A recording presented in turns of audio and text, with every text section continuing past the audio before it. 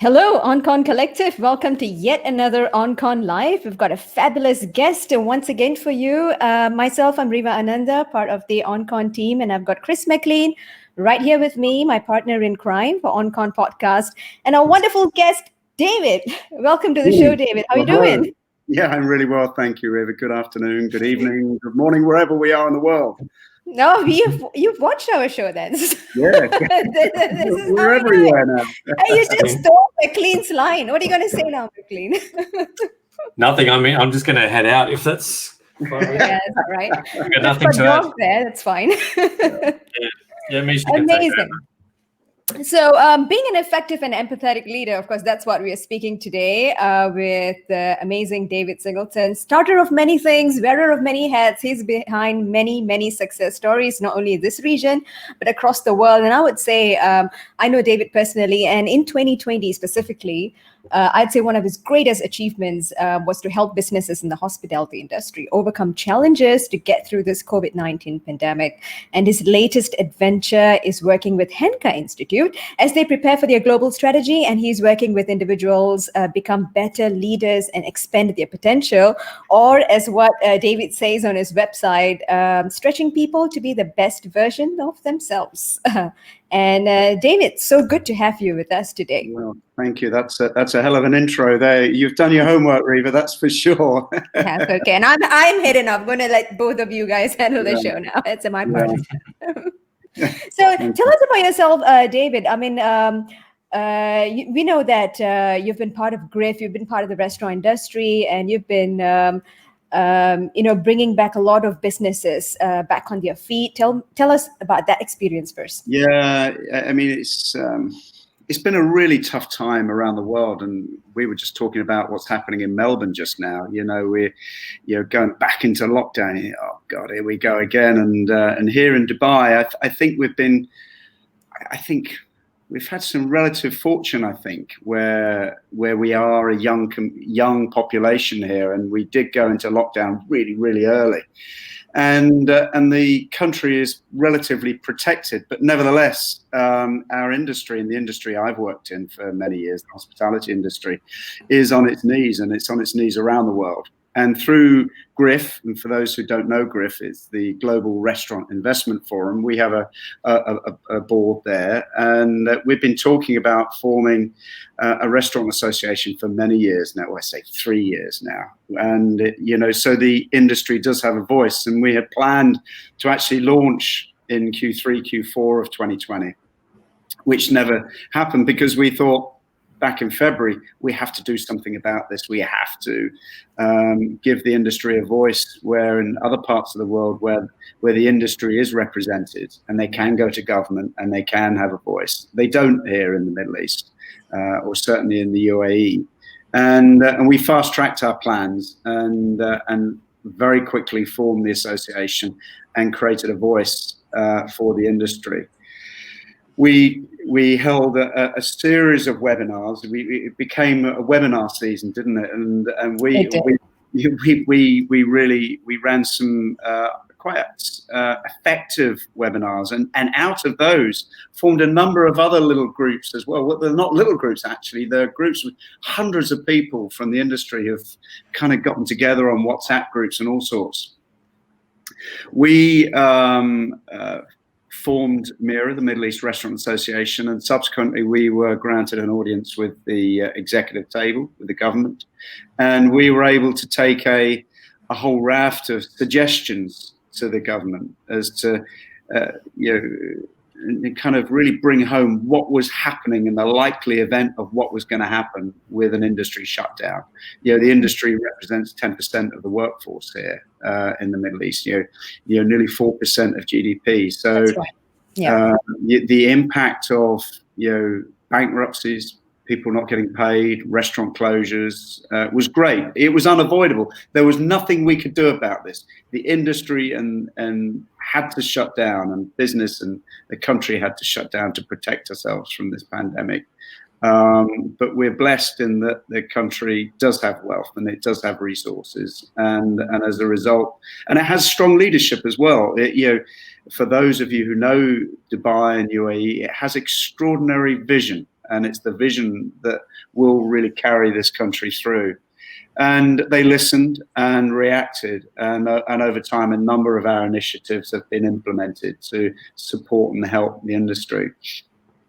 And outside of that, we've been able to reach out to small industry. We've been able to listen to big industry and actually create that voice for the industry. So it was very, very time consuming and continue to be time consuming as well, as we gather the momentum for it. But it was very satisfying actually to actually be able to be part of that. And then from the other side of it, where I kind of represent in the UK, for example, there's another organisation with a friend of mine called James Henker. He launched Hospo Live, and Hospo Live was something where I was able to bring the voice of the Middle East to the UK, and actually, curiously, Chris, in Australia as well. The listenership and viewers we had in Australia was enormous. Yeah, I loved Hospo Live. I think I was sharing when Hospo Live started. I was sharing the links with McLean. It was so vibrant. It was really colorful. It was amazing, actually, looking at people's houses and what they're doing there, from all the way to the exercises, to how you make your own brew coffee, your own cocktails. Wide array of topics. It was amazing. Yeah. And that was something where James's business just obliterated overnight. His speaking schedule was cancelled. He watched the calls coming and the emails coming, cancel, and his business was just wiped out.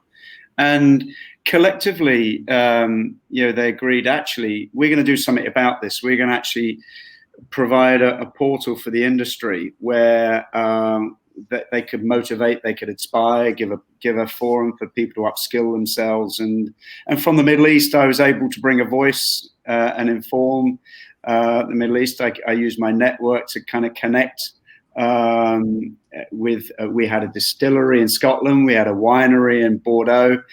We went to Asia, into Thailand and Bangkok, and that was really interesting. And so that was very inspirational for hopefully the viewers, but also kept me very busy as well, which you need this distraction. And I certainly needed a distraction from my business, kind of closing down, if you like. People weren't developing brands. They weren't coming to us saying, how do we grow our brand and come to the Middle East, or how can I take a brand out to the rest of the world? Because it just wasn't happening. And as you say, Riva, business didn't stop. Industry hasn't stopped. As we were talking just before we went live, I've got this perspective that the history books have been written for everything, for all of our sectors, for our careers, most likely, for a lot of brands, and you have to. If you want to have a foot in the future, you've got to be a part of writing the new chapters for it, and that's certainly something that I've tried to do in my business, where I've pivoted into new sectors and really kind of looked inwardly and think, what have I got that I can contribute? And I did a lot of broadcasting, I was kind of invited to a lot of forums where I could speak, and out of that, my network, it just exploded. Every day I would be following up on people that might have reached out to me from around the world, and my virtual network has grown exponentially, and we'll do business from that. Last couple of nights ago, I was talking to someone in New York, where I connected them with someone in Saudi Arabia, someone in London. And I think we had a 5-way meeting for people who I'd met around the world, and we brought them together. And which was... That's one of the things that you're really, really good at, getting people to meet each other and really identifying their skills and potentials, and getting them to meet from across the world. And one of the things that you have rightfully put is, of course, looking inward and see how we can contribute to a lot of things that's happening outside. So I would say, I think this is something that we have covered with OnCon, our podcast as well. So one set of people who have emerged from the COVID pandemic have actually come out saying how they can better themselves, acquiring new skills, and how they can connect with other people and maybe explore new business ideas.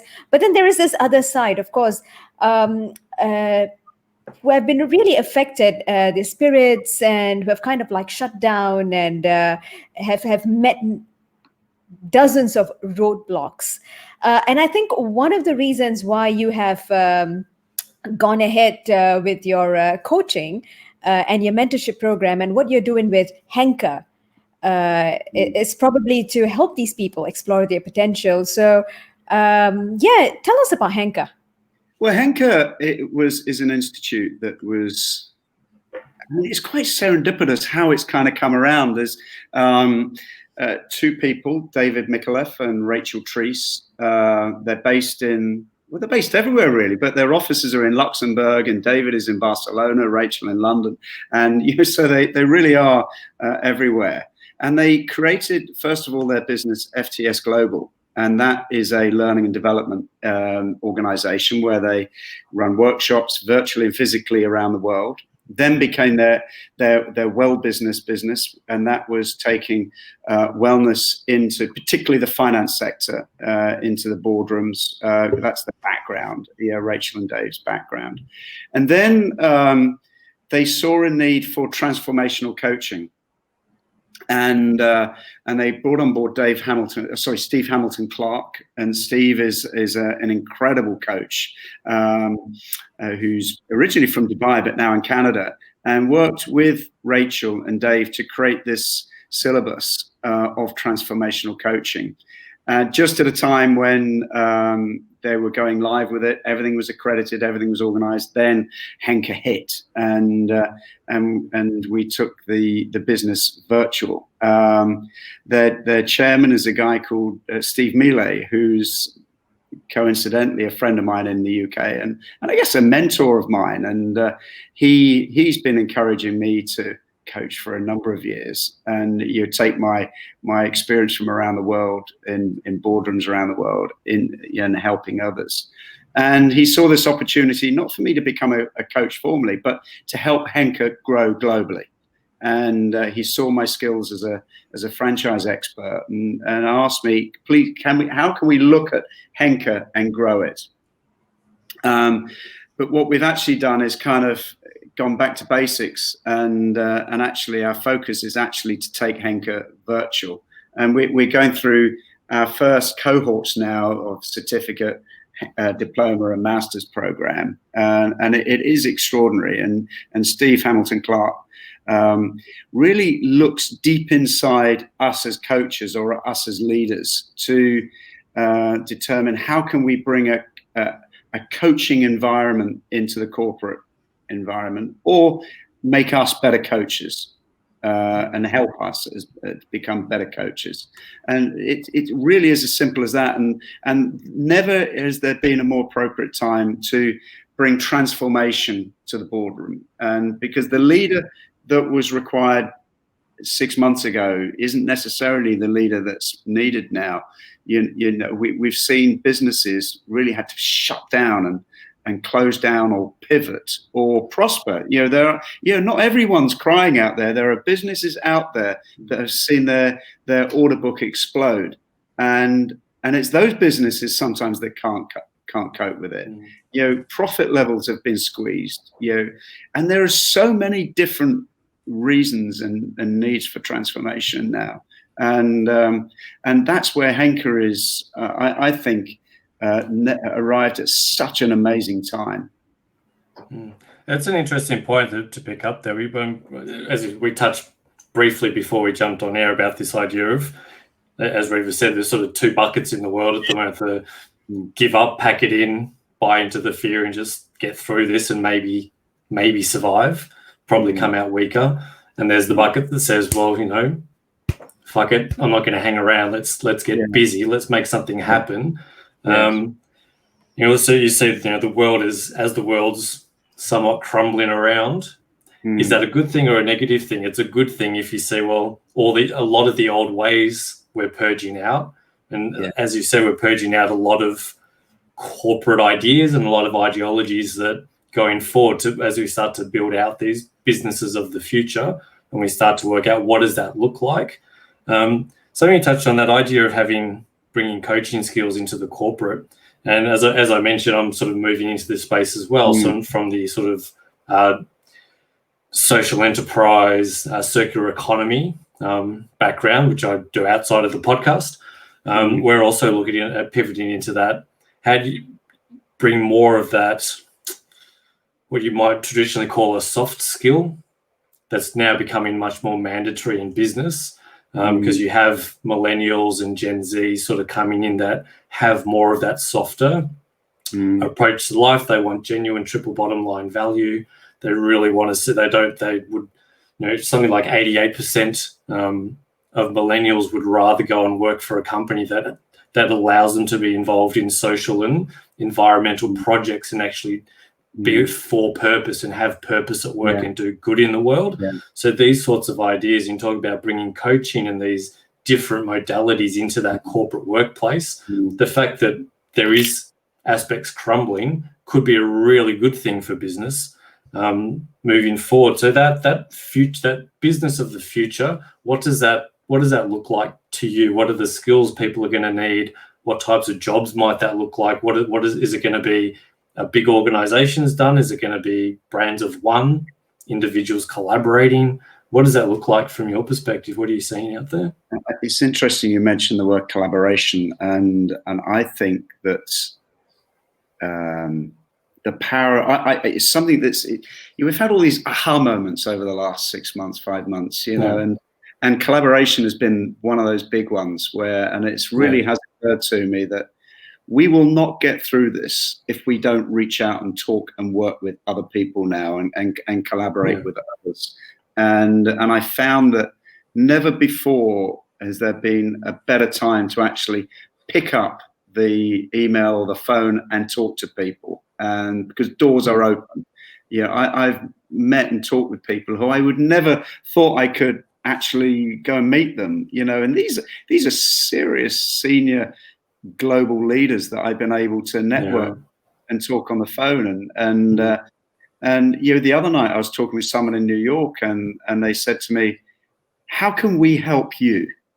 And there was this kind of real selflessness about this that we might not have had, last year, it's interesting, isn't it? Yeah. That's the question that you keep asking as well, David. I think the first time that we met and we started talking about things, and this is one of the questions that is, how can I help you? How can I help OnCon podcast? How can I? So that, I think it's a very, very solid and very strong and very selfless question that creates such a huge impact. It just brings a new perspective. Like, hey, this guy is not wanting something from me. He wants to contribute. So you can see that. So how do I think let's get back to McLean's question, that what he was saying about the collaboration. Sorry to jump in right there, but that's a very powerful question. I think the power of networking, the power of collaboration, and one of the biggest things I found is how to make people feel. It's always been like that as a leader. We've kind of known that, really, haven't we? But, really, there are employees and people in business who don't know they're going to have a job at 5 o'clock in the daytime, invariably, such is the way this business is falling fast. And our job as leaders, and whatever it is making people feel good, make people smile. And sometimes that's just putting your arm around them or just saying hi to the concierge or talking with people. And we've seen companies, if we take Brewdog in England, the stuff that Brewdog have done, I think they're in Melbourne as well, aren't they? I think they've got a brewery down there. But the people there, where Chris Watts, the owner of that brewery, he talks about how he took an airbed in with him to work one morning. And because he knew that his business was falling down. And he said, if this business falls down, I'm going with it. And this is the owner of a business, the CEO of a business, where you just don't have that now. And they pivoted that business on a sixpence. They turned their brewing containers into, they made hand wash and things like this, and just gave it away. They used all their skills and just reached out to people. But along the way, they had fun. They really did have fun. And it came that emotion. Is that, sorry to cut you off, but that emotional engagement, again, we talk about things that haven't really been, we've always wanted and known that these should be what a business is about. Business is it's all about human capital. Yeah. Right? A business is more about relationships and the people in it than anything else. But the profit, the bottom line, the profit's always been, unfortunately, the main driver. Yeah. It's interesting that you start talking now about how do we make business emotional, right? How do we support the emotional needs of people? Is that what the business of the future looks like from your perspective? Are we getting more into how do we support the human capital? How do we genuinely help people as a business?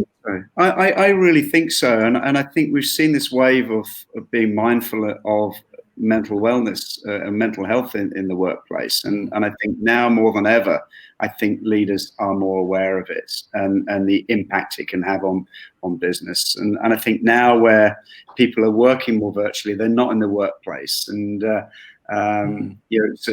connectivity with people. And I think we're going to have to be much, much more mindful of how we connect and work with our teams and motivate our teams virtually. Trust, I think, is going to be really, really important. I was talking with someone the other day, and she was working for a business virtually in another country. So boss is in one country, she's in another country, and she was saying to me, I've got to fill in a timesheet. I've got to be doing this. I've got to be doing that. And she said, why can't I just be trusted to deliver my results? And and we are in a results-driven environment, and I kind of twisted it back, and we worked through. We had a long conversation about it, and we were okay in the end. But it is about trust, making people feel really good, looking out for people, asking the right questions, and sometimes it is about just picking up the phone or Zoom or whatever it is we do now, just asking people how they are. I think is really important. Yeah, I think we've had similar conversations in our business around that driver of you now suddenly, all of a sudden, overnight, that office culture where you go to work and you chat around the water cooler, that's gone now. Yeah, for most people, that doesn't exist. And that's a massive driver of a business's culture, is the people at work doing the culture of the business. Now that that's suddenly disintegrated and all over the place, how does a business maintain its culture? How does it even define what its culture is in a post-COVID normal, or whatever we're going to call it? It becomes a very dynamic, very different situation that the whole motivation changes from. I'm going to work, I'm going to see my mates, even things like career progression, right? I go to work, I can go, there's that guy, talk to him, and I can, sneak my way up the ladder. All of that human interaction's gone within a business now. Yes. So we have to redefine what business is, and how that cultural aspect's really interesting of what that. Look at Google. I mean, they're saying you can work at home till June next year, 2021. And they're building one of the biggest offices in King's Cross in London. How's that going to work? And it will be fascinating. And I did some work very early in the lockdown, and with a company I do some work with, Harrison, an office in Melbourne actually. And they're a strategic design house, for the F&B and FMCG industry, and I said to them, we need to explore the waves of emotion as we come back, and as industry comes back, restaurants come back, because there's no doubt they will. But this new normal that people keep spouting, I don't know when it's ever going to settle down, and you're going to have young people who really don't care less, how much they kind of social distance. They sit on each other's laps and what have you, and have pool parties and what have you. And there'll be probably more responsible people like us that might be more mindful of it. So as we create these social spaces and these co-working spaces or these restaurants, how do we creatively constantly redesign them and keep the vibe and that social element to it? And we did some work on that in very early days. And we're actually implementing it now in some places, and it is fascinating that if there's a brand, Nando's, that they did some really cool stuff with, and likewise with the big hotels, we're doing that with, being socially responsible, keeping the vibe, and you can implement the rule book and still be quite cool. And if you come back to the water cooler chat, I'm not sure what the water cooler chat is now. Is it a virtual Zoom chat? Yeah, it's a Zoom chat, isn't it? It's I don't know what the new normal's ever going to look like. All I know is that, yes, when you put glitter or grain on a drum and you bang it, and a bosh, it's still up there at the moment, and that some parts of it are settling down, and I don't know what it's going to look like. All I know is that we are in control of it. We are in control of our destinies, and if we don't play an active role in that, then we might as well just walk away and just go and do something very ordinary, which doesn't inspire me too much. It's actually a perfect segue into, just to cut you off, Reva, it's a great segue into Mr. John Mercurio's question, if you bring that up, about antifragility. We talk about this idea of businesses, that what business is going to survive this. If you're not aware of the idea of antifragility, it's the virtual opposite of, or the literal opposite of, something that's fragile. So on one side, you've got, in this situation, businesses that are very, very fragile, unable to pivot.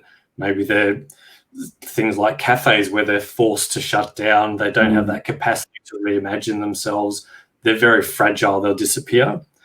Generally, people like to think about the opposite of that being resilience, right? To be resilient. So shock comes in, all this chaos happens. We'll survive, right? So fragile business is going to go into a situation and die, or come out weaker, come out worse than it went in. And something like COVID's a great container to sort of visualize this. A resilient business might go into something like COVID and come out around about the same, right? They're resilient to the change, so maybe they'll bounce along, but they'll come out about where they are. They'll survive this pandemic experience. Whereas what we're talking about is more businesses becoming anti-fragile, where they actually come out of this situation stronger and better than when they went into it. So they come into it, they experience the exact same thing, go through the same up and down, the same chaos, but come out, but leverage that and actually come out stronger and better than when they went into it. So that sort of idea, that's really what we want to build, right? Those are the businesses that are going to survive this pandemic. And if you can survive this, so what do you, with that in mind, what is an anti-fragile business? What sort of business is going to come? What are the skills? What are the people? What jobs? What are the dynamics of a business that can take all the ups and downs? Maybe we can look at hospitality industries, because that is a very, very, very fragile industry. And as I said, we work with sustainable coffee cups. So we were in cafes and all the cafes shut down. So it's a very fragile business model. How would someone like a cafe or a hospitality business adapt and actually come out of this thing better off than when they went in? I wrote about this week, actually, and where you take the world of F&B, food and beverage, I don't think it can survive just on F&B and F&B alone now. And I talk about F, B, and E, creating the E factor in restaurants. You've got to have a third dimension, and that's experience or emotion or enterprise entrepreneurialism in a restaurant environment now, and we have to really focus on that. People have got used to staying at home, eating at home, reading a book, talking to their folks again, learning how to cook, bake bread, bake banana bread, and all the rest of it. And we've gotten used to living in our homes. And now, if you want my money, if you want me to come to your restaurant, you better make it good. The service had better be slick. The food had better be on time, and give me something to really talk about to my friends and family. And I think never ever before has that become so important. And I think our industry, the hospitality industry, is going to lose a huge part of it. We could lose 30-40% of our industry.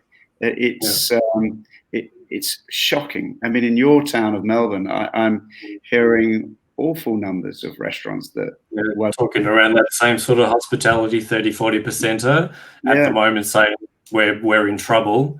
And I think something around 17 to 20% are saying we're not coming back, or we're not expecting to come back from this. Yeah, and that's so,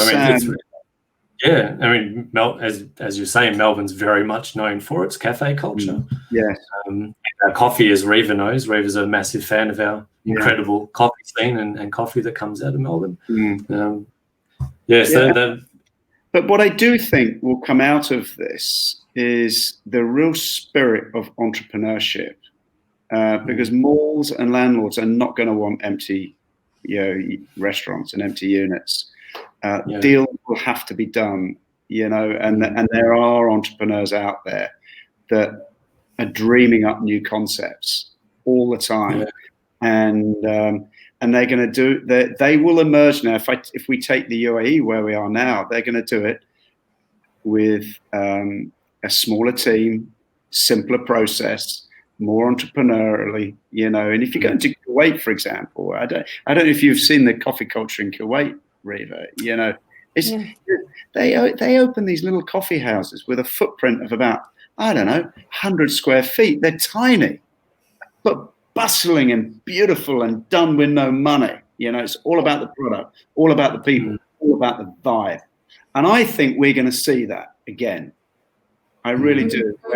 I think I've seen that in Bali years ago when I visited Bali a couple of times. So you can see these hole-in-the-wall sort of setup. There's really nothing much to it. But it's always buzzling, always with a lot of people, like great conversations. You're like driving by with your bike and you just want to pop in and see what's everyone happy about. I just want to be part of this, which is great. I've got a question that comes to specifically to workplaces here in the region, where I think a lot of cultures, speaking about culture, a lot of management, a lot of leaders are struggling to be okay with this work from home atmosphere, or to be okay with this just how do I say, product driven, or you're okay with letting your employees have the freedom to work at their own time, but come up with results, a results-driven environment. So as individual leaders, let's say we're talking about the mid-level management or the upper-level management, how can they get their CEOs or their bosses or the management to be, get them comfortable and to earn their trust and say that, hey, you know what, I can manage my own team and they're okay working from home or working at their own time. I think this is going to be the new culture. So how do they convince, or how do they get them comfortable? Rather, they've got to deliver results fast. You've got to instill trust quickly, and have regular communication. Sure, we're not in the office environment anymore, but it's how can we keep a regular communication, be that through a WhatsApp group or an email or this Slack or whatever. There's so many formats to use like that, and do what you say you're going to do. I'm going to get that report to you by 5 o'clock. Get the report by 5 o'clock, if not sooner, and deliver superior results. You have to deliver superior results more than ever anymore now. There are millions of talented people out there without a job right now, and if you're not the one who's delivering, there are plenty of others who will for less money. And it's really simple. And as a boss and as a leader, it's it's difficult, isn't it? You know, how long ago was it that, you know, Zoom was banned on people's, you know, as you know, with banks. You know, banks would never allow this to happen. You know, and I'm having meetings with bankers, for example, where we couldn't have done this before at all, and now we've had to say, okay, you know, this 6-month, you know, review process of using online meetings, you know, that, you know, we got to do it now, and you got to be really open to things. Trust people. Trust is so important. Trust, follow up, empower, thank, reward. It's all of these things, it's interesting. It's like what we talk about that on the show a lot, about personal consciousness, right? And that transformation, personal transformation process. And one of the main aspects of that is awareness. And that sounds very much like what businesses are going through now. They're suddenly, and I think we even mentioned this, we did a live in La Vida Loca, Corona Loca or something. Live in COVID Loca, that's right. We did a couple podcasts on that right at the very beginning of this, and even back then, I think we really saw that what was going to happen with businesses was there was going to have to be this systemic change purely because it was happening. It was being enforced upon. So it's slightly different because it was that sudden awareness of, actually, from an employee perspective, hang on, I can actually very happily and preferably work from home now. I have to. I get to spend more time with my kids. Maybe I can get up a bit earlier and get my exercise in. I can meditate. I can get my day started. Then I'm with my kids all day. I can pick them up. You know, when kids were going to school, I can drop them off. I can pick them up. I could get more time at home with my family and friends. I can work out at lunchtime. I can work out in the afternoon and get my work done. Why am I going to want to go back to work? Like, why would I want to go back to that environment? That was one aspect. And then the other aspect was businesses going, hang on, I don't need a 4,000 person office. I don't need to pay that rent anymore and all the overheads. My people are actually more productive at home because they're happier. We're getting the results we want. So that sudden shift in awareness has suddenly opened up this whole new dynamic. So it's just an interesting correlation between personal transformation. It generally starts with a new awareness or a new perspective on the thing you've been looking at the whole time, whether it's comes from a force from a car crash, right, and you suddenly have to be aware, or it comes through, you find it out on your way. This was more like a car crash, and businesses have suddenly had this shift in perception. We've got workers going, actually, I'm happy at being home, and businesses realizing that they can run that way. How do you think that? Do you think that's going to be? What's that dynamic look like? Do you think for? I guess this is probably more professional services, agencies, less than your people-facing industries like hospitality. But that where you do have that preference, personally, I think people would rather have. They've proved it for 6 months that they can work from home. Why would they want to go back? I agree. That's going to be a really interesting post-COVID dynamic. I don't think we will go back to as it was before. We closed our office in February. We closed the office, and we're not going back. And so we saved ourselves a lot of money. I have an office in my home in any case here. My business partner has an office in his home, and we're relatively unique in that this is how I can work anyway.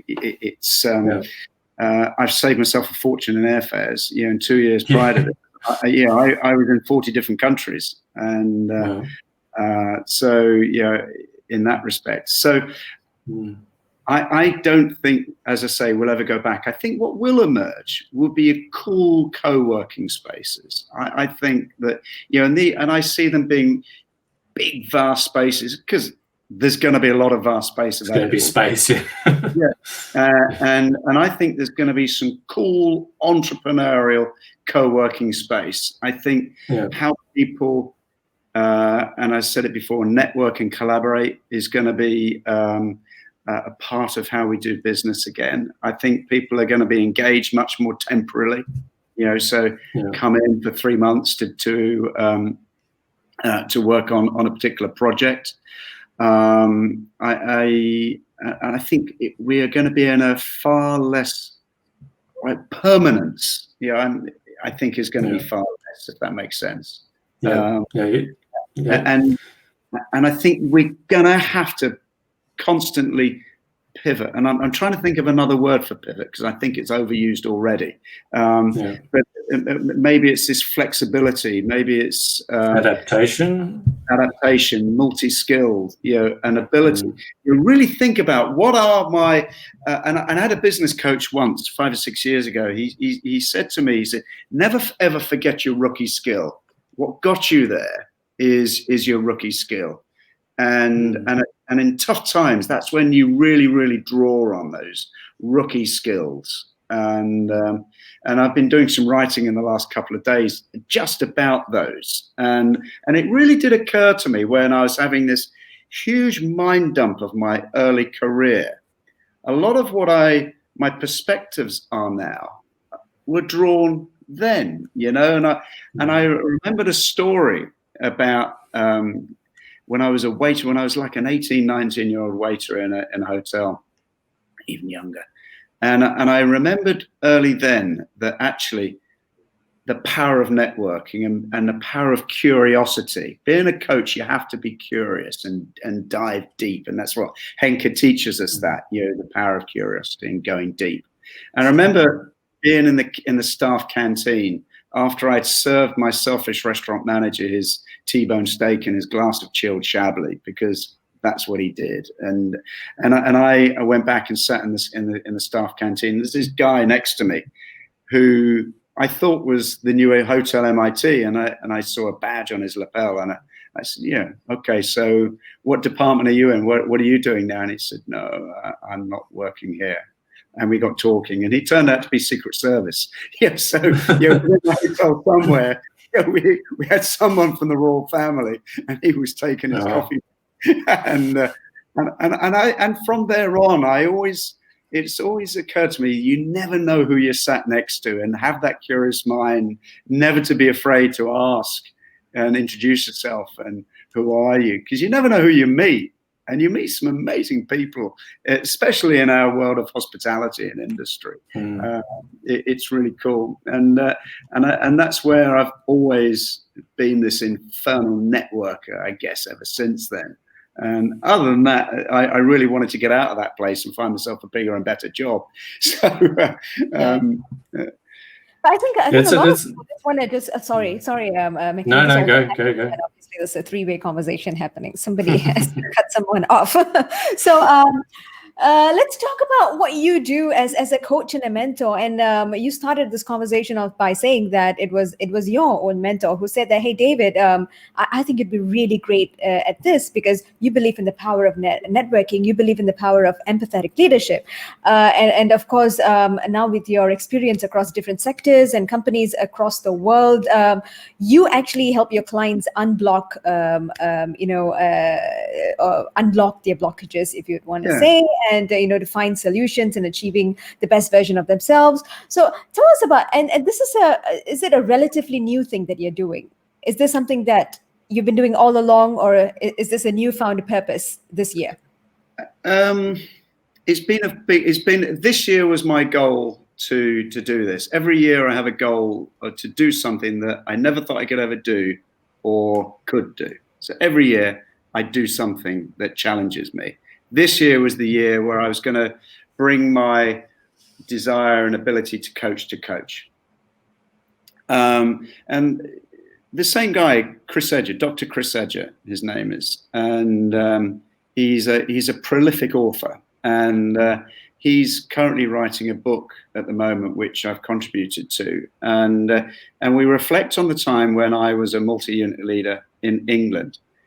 And the reflection that we came about was that how I developed my teams from area managers to directors and GMs to area managers was through coaching. And I'm someone, I never work hard, and people have either been critical or they laugh about me or whatever. I never really work hard. I grow my business through other people. And that's surrounding myself with amazing people who are better than me, invariably. People who I like, people I want to go out for dinner with, people who share my vision.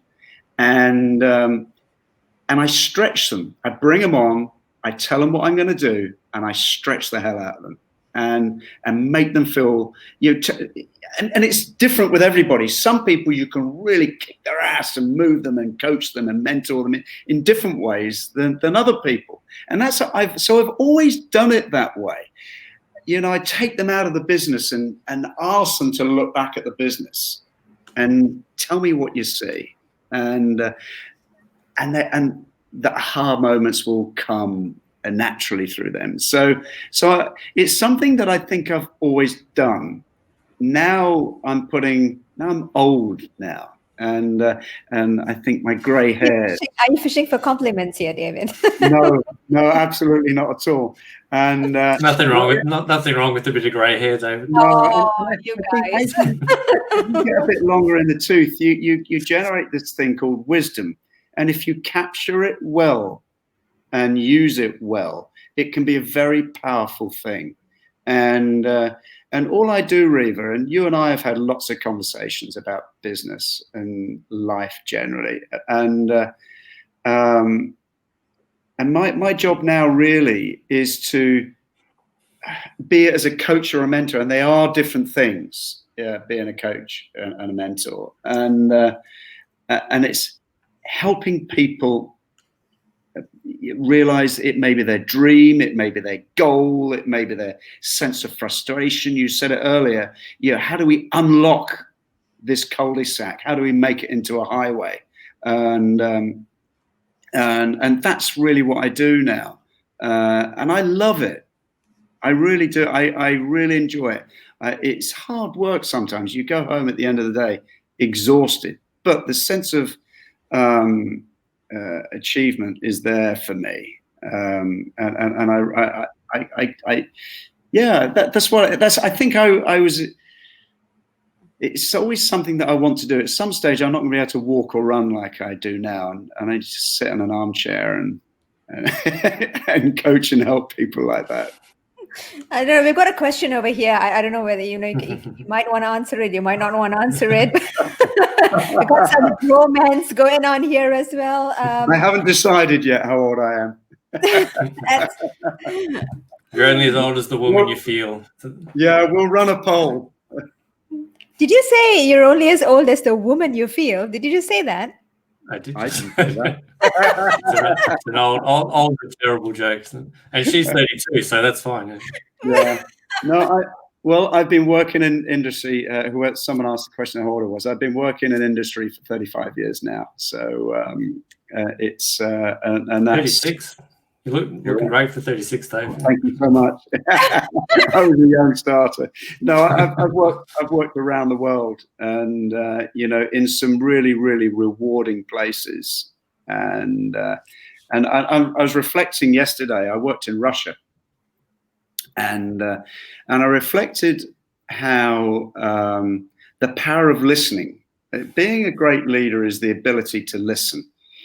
And in Russia, I learned that actually being a white European leader in senior management is very intimidating. Command and control rules there, like nowhere I found. And you've really got to not only have you got to listen, because linguistically English isn't invariably their first language, so you got to listen. You got to cut through the accent and cut through the broken English. But then, what are they really, really telling you? And, what are they telling you about their boss, their brand, their environment, their workplace, their colleagues, how they're feeling? And you've got to look beyond what they're saying to you. And we see it here, Reva, where you've got a huge population of workers. These are people from third world countries who had never been to cafes and restaurants and offices that we're blessed to know. And it's very servile for them to work for us, which actually I don't enjoy. I love having the servers. I love having them around us. But when you sit and talk to them and you talk about their home countries, their families, where they've come from, what they do, they send their $300, their entire earnings home to maybe pay for a cow, to farm the land, to whatever it is. It's actually quite humbling. But my point is about really being an active listener. Are you an active listener, or do you just hear noise? Do you hear what you want to hear? And I think that's very powerful if you are an active listener as a leader. And I was really bad at it as a young man. When I was an 18-year-old restaurant manager. I was a terrible listener. I got the job I wanted. There's all sorts of words we could use, but I was a terrible listener, and I learned to listen. I had to, but it really hit home to me in Russia. I had lots of time to reflect there, lots of time. It's and the power. And the other thing, and I was writing these down this morning.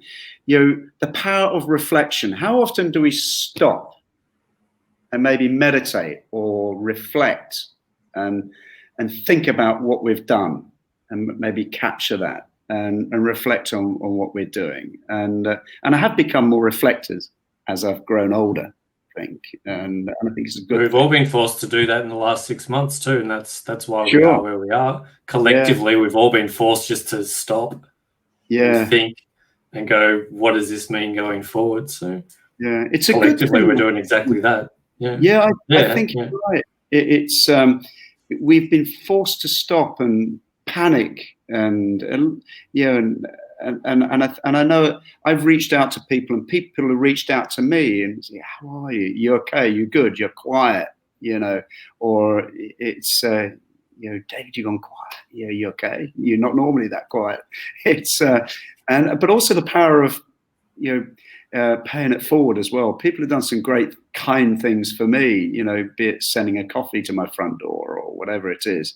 Pay it forward. I think make people smile now is never been more powerful now. Yeah, that's one of the things that we are trying to achieve with OnCon as well. And I think OnCon, again, as what you had said, it has brought about a new era of networking, looking out for each other, speaking to people whom you don't necessarily connect with, whether in LinkedIn or social media, and really understanding what they're up to, and taking a peek into it. Even their personal lives. I've had incidents over a Zoom session. You look at somebody's wall and they say, "I didn't know you play polo. I didn't know you ride a bike. I didn't know you had 3 kids." Things like that. How much do we know about other people, or understand that these are the people that we are working along with and can contribute to our lives. We've got 7 more minutes, guys, and I think McLean, you've got a question to. Just say that we're sort of talking about a broad theme for tonight's discussion is about what does the business of the future look like? What does culture look like? What do organizations look like coming back after this experience? And there's 2 really cool things that you touched on, David, that I think are super important from a leadership perspective. But also we touched into that idea of being anti-fragile. How do you come out of this thing stronger?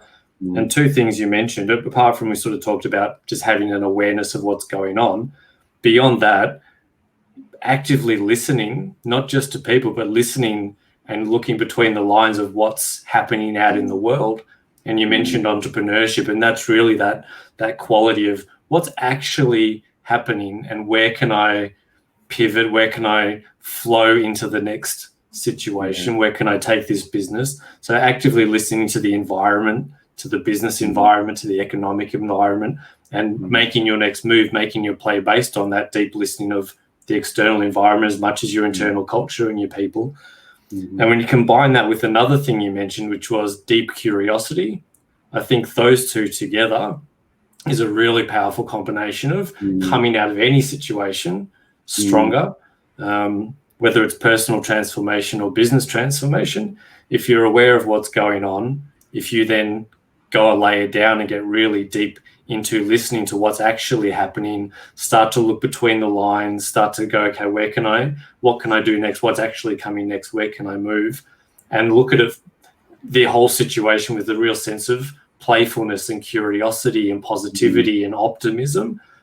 For me, I think those characteristics all together make a really strong cocktail of that's how you get through this kind of shit. That's how you thrive. That's how you really come out of the situation, not just get through it, but actually come out better than when you went in.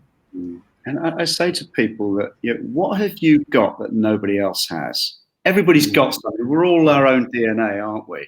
What have we got that we can make special and stand out? People. And I say this to my kids. I've got 2 daughters. One's a teacher here in Dubai and one's at uni in England.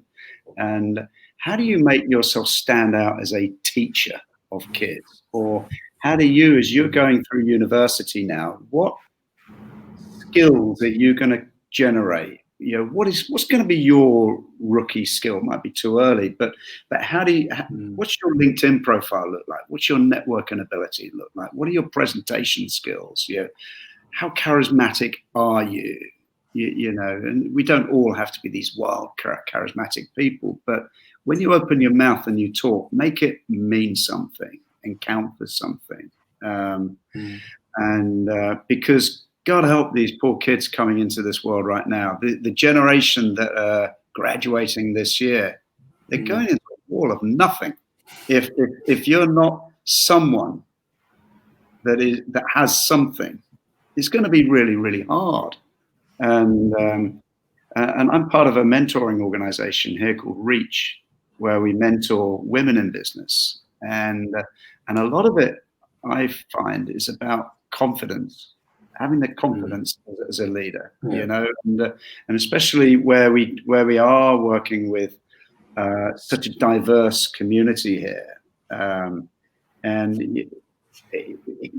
confidence is so important, and where we work with an Emirati culture here, where it's traditionally not a cool thing for an Emirati female leader. Now there is so much power in an Emirati female leader. We see them emerging now. You see them here, Reva. I think it's a really cool thing, and so I find a lot of what I'm doing as a coach is how do I bring through that confidence in someone, and use those skills to talk about. Be proud of what you've got. Don't be afraid of talking about what you've got. The skill, again, we sort of started the conversation on this idea of soft skills, which are very different to how employment's been done in the past, how teams have been built, how you pitch yourself. I think, you're exactly right. Those sorts of, who are you? How do you show up? What's your mindset? Do you have a growth mindset? Are you I think everyone needs to be entrepreneurial at some degree, whether you're the cleaner, whether you're the janitor, or the CEO, or someone in between. That curious nature, that entrepreneurial nature, that has to go through every role, or else why is a business going to bring you on? It's true, isn't it? Even the guy who's sweeping the sidewalk, if he's now just lifting his head up and saying hi with a smile, because invariably these guys have got beautiful smiles. How can I then take that personality and make him a barista or a bartender? But it's just that tiny level of entrepreneurship, if that could be entrepreneurship, I don't know, but it's got to be out there. I know the security on my desk here. I don't know what's happened, but they've changed, and there are people here who smile at you now and say hi. Wow, this is really cool. Now, for me, I'm thinking, nice. If ever I'm looking for someone, maybe. Yeah. I think it reminds me of something that was posted across social media in Dubai a couple of weeks ago, where they've got somebody who's cleaning the streets, and then he made a really beautiful heart on the pavement with the leaves he had gathered. That was really cute, isn't it? I don't know what you call it, entrepreneurship, or just being creative, or expressing yourself, or just being your true own self, being human. Empathy and communicating, and just being sensitive to people around us, and not being afraid of who you are. I think these are all of these things have to be really talked about, discussed about, and if they are there in our modern day workplace, it'll create such a huge difference. And people who are watching us today, David, and who have really resonated with the messages that you put across, I think one of the best ways to get in touch with you is, of course, your website, which is davidsingleton.org, Coach with David. You're there on Instagram, and we've been sharing your profile on our social pages as well.